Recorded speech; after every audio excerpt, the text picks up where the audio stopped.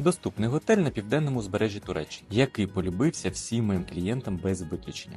Розташований в 35 кілометрах від аеропорту на другій лінії мальовничого курорту Бельдіві, у пішій досяжності від власного піщано-галькового пляжу. Територія зелена та охайна, з неймовірними видами на море та гори. Є 2 басейни, один унікальний червоного кольору.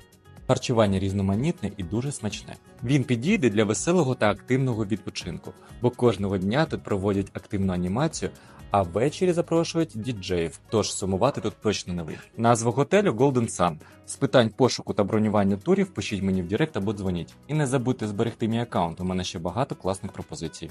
Авентур, твій онлайн-турагент.